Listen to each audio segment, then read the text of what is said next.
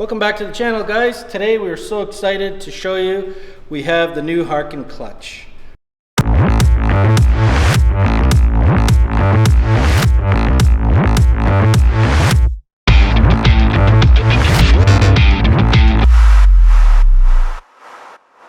These have been out and around in Europe and the States quite a bit, but these are probably one of the first ones here in Canada, so we're super excited. We haven't even had a chance to play on this thing yet, so we wanted to throw that into the showdown. So we're going to be learning along with you guys. So first, right off the bat, let's stop messing around. We know what we got to do. Let's just get on the ropes and go play.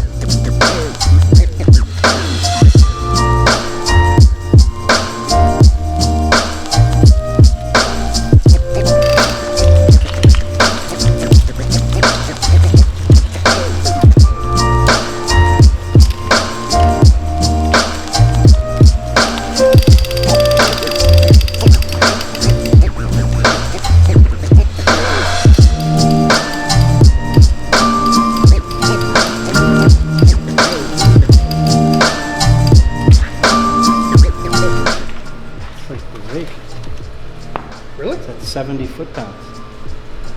Really? All right, so now that we have our load up, we're going to lower them using the clutch. So, and just like the Petzl ID, the clutch also has an anti-panic. Okay, so if you pull too hard, it'll click. You just have to reset it and lower. Now, one thing that I've noticed using it, if I stop there, is if you notice where my hand positioning is, I'm feeling the moving rope here because there's the cutaway there actually rub against the glove. So that's one thing as the user you're gonna have to be very mindful of, is hand positioning. I could move it up. The one thing that I like is if my hand is on the handle and it's against the body, I find that I have more control, where if I move it up here, it's a little harder to keep it steady and a smooth lower, but just something to be mindful of. Okay, so I'm gonna lower.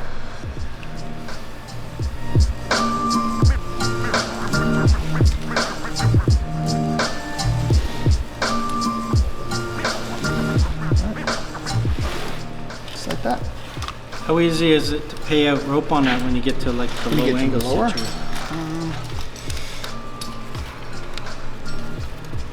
Yeah, it's not bad. It feeds through nice that way. It won't pull, but you can feed it through this way nice. Yeah, there's no problem there. I do miss that automatic closing handle though. Cool. You wanted to mention something about the Beckett. Yeah, so the one thing that I like about the clutch is it has a built-in Beckett here. So if we're going from a 3-to-1 to a 5-to-1 hull system and we need a redirect, we don't have to worry about going back to an anchor or an anchor plate. We can connect right there, very similar to the MPD. The MPD has that built-in Beckett. The ID does not. So that's something that I do like about this device. And the Maestro also has it. Yes, and the Maestro has a built-in Beckett as well. So, yeah, cool. All right, let's do the two-person rescue. All right, let's do it.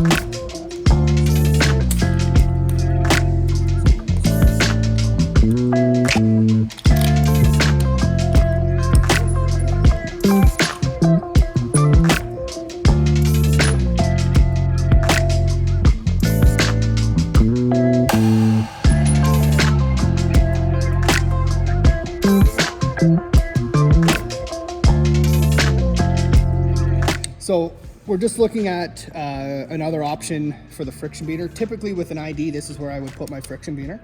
One thing to be mindful of is you can load it so that the handle's inside of it. You have to watch that.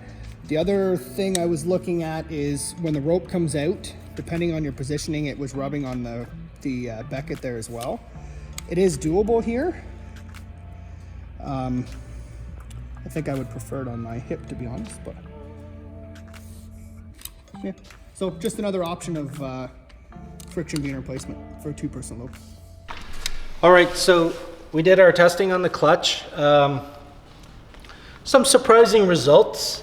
Let's go straight off the bat to basic rope maneuvers. Trevor, you were up there. What do you think of it? So ascending on the clutch is much nicer than any of the other devices so far. That pulley definitely makes it a lot easier climbing.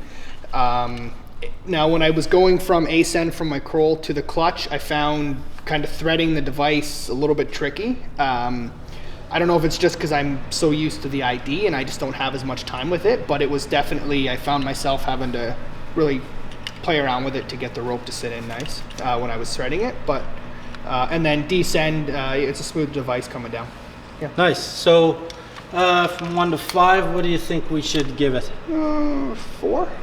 I 4? would say, yeah, it wasn't awesome, but it's a good device. Again, part of my issue is it could just be my experience with it. Yeah, it's brand new device. It's a little different from what we're used to, so it's going to take some getting used to, and we're going to actually see when it's in the field how it holds up. But for basic rope maneuvers, you want to give it a 4? Yeah, let's give it a 4. All right. Next one, hauling and lowering.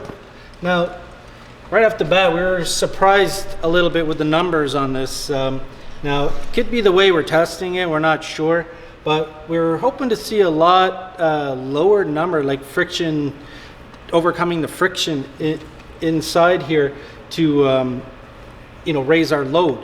But the numbers weren't significantly lower, and I'm not sure if it's the way we're rigging it or what, but if you know a better way of testing it, by all means leave your comments. But we did notice a slightly easier haul to overcome it.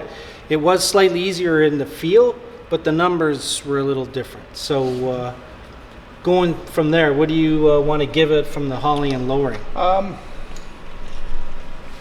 3. 3? Yeah. Okay. Yeah, like you said, it felt like it was easier, but the numbers were pretty much on par, and it didn't lower any better or worse than any other device. Yeah, I was hoping to see a lot more significant results in the hauling and lowering, but they just weren't there. So right off to the next one, the 2-person rescue load.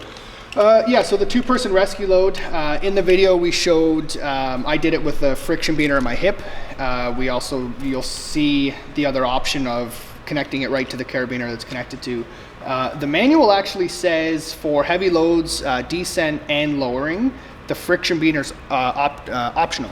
So whether I'm going to do it without it, I mean, I think it said it was up to 270 kg, so that's a lot of weight that just the device and one hand is holding. I'm probably still going to put the friction beater in myself, but so overall, it was good. It worked well. Again, the only issue was kind of the rethreading of it, but that's not so much that. With the ability to do a rescue at 272 kilograms, and it suggests that you don't need to have the friction carabiner. I kind of like that. It's just one less thing to rig in when you're hauling the load, though it may give you a bit better control in descent. I think it could show to be a great feature. So I'm going to go with the 4 for the rescue. Sure. Good? Yeah, that's fair. Okay, overall functionality at heights. It's a tough one. Prior to time on rope, I thought it was going to be 5s across the board, if I'm being honest. It worked well. I loved the clicking, as I'm sure a lot of us do. One thing I didn't like was just the movement of the rope on this open part here. On every test, at some point, I felt the rope touching the corner of my glove. That's definitely something, not everyone wears gloves in our field, and you'll know very quickly if you're too close to it. I'm going to say overall, I'd give it a 4. Yeah, I was a little concerned about this as well. If you're wearing gloves or anything like that, there is a potential to get a finger jammed in here with the rope traveling. I know they probably cut that opening for heat. Heat or weight? Yeah, to get rid of the heat or the weight, to dissipate it a little better, but I'm a little weary about this opening getting anything caught in there. So overall functionality, what do you want to say? I would say a 4. 4? Yeah. I think it worked well.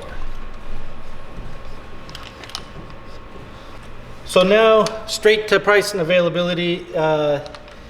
This is where it's going to kick you, all right? For the US,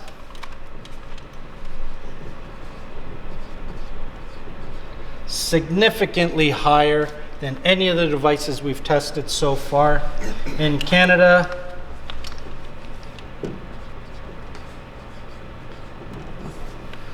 all right, that is a huge amount of money that teams are going to have to put out for a single device. 900, that's a commitment.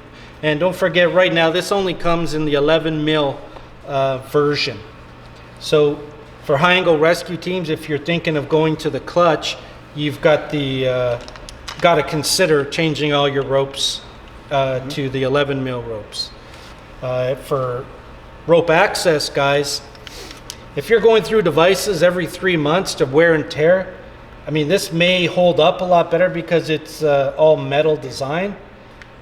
But at $895, I don't see too many teams spending $900 for an individual descender for their staff. So that's going to be a hard sell. Yeah, that's the price is definitely something that would be a concern. Looking at, let's say, the MPD, which, as we discussed, is kind of the fire service standard. What I like about this over the MPD is that I can descend a lot easier on a clutch than I can on an MPD. So it's versatile that way. Now, and one thing I did mention with the 2-person rescue load was when I was actually pulling the handle with the weight of 2 people, it was a workout. It was a lot of force there that I had to get moving, whereas the MPD, you know, we've done it with 2 people and baskets and, you know, miles of rope, and it's so much easier. Even the ID, I mean, just descending with a 2-person load, the handle on it is nice when you engage it. So now for availability, this is what's going to kill it as well. I mean, I'm sure they're trying to catch up now, but because it's the newest, latest, and greatest device on the market, I've had to wait 6 months to get this. All right. Now they're having more and more in stock, so it does come from CMC Rescue down in California. So even though it's made by Harken, I would at least give yourself 30 days. At least. If they don't have it in stock and we got to get it from California, you're looking at least 30 days to get it in stock. That may change in the future, but right now, that's the minimum I would tell people ordering this. You're looking at 30 days. I know the 13 mil clutch is supposed to come out in the fall, whether it does or not. But they've announced that they're going to try and have a surplus in stock ready to go so that when people are ordering them right off the hop. Because that's the other thing is a lot of the 13 mil is going to go into the fire service because a lot of us use 13 mil stuff. Yep, still. definitely.